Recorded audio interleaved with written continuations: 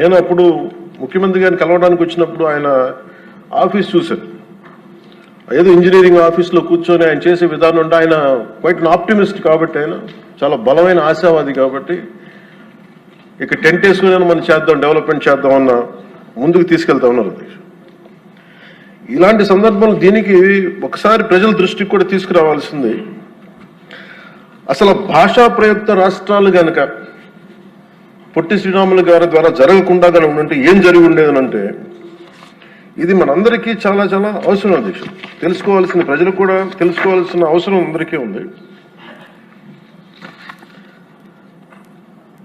ఆంధ్రప్రదేశ్ రాష్ట్రం ఏర్పడకుండా కనుక ఉండుంటే భాషా ప్రాతిపాదికన తెలంగాణ ఈ రోజున మహారాష్ట్రలోని, తెలంగాణ పూర్తి తెలుగు రాష్ట్రం వెళ్ళేది కదా. మహారాష్ట్రలోని నాందేడు, పర్బని, బీడ్, ప్రస్తుతం సంభాజీనగర్ అయిన ఔరంగాబాద్, ఉస్మానాబాద్ జిల్లాలో కొంత భాగం, కర్ణాటకలోని గుల్బర్గా, బీదర్, రాయచూరులో కొంత భాగం కలిసి ఉంది. 1956 అదే భాషా ప్రాతిపాదికన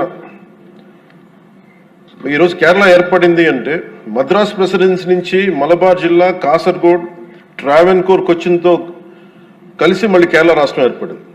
అలాగే ఈ రోజున మనం చెప్తున్న మైసూర్ దీని రాష్ట్రం, బళ్ళారి, కొల్లేగల్ తాలూకా, సౌత్ కెనరా కలిసి కన్నడ మాట్లాడే ప్రజలు కర్ణాటక రాష్ట్రం ఏర్పడింది. బాంబే ప్రావిన్స్, మహారాష్ట్ర, గుజరాత్ ప్రత్యేక రాష్ట్రాలుగా ఆవిర్భవించాయి. తర్వాత పంజాబ్, హర్యానా,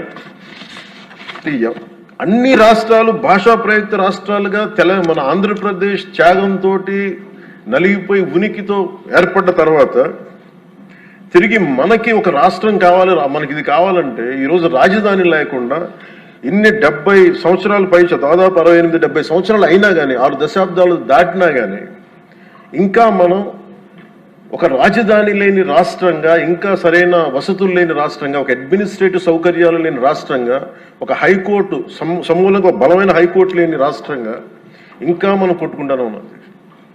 ఇది నిజంగా చాలా ఆవేదన కలిగించేది, చాలా బాధ కలిగించేది.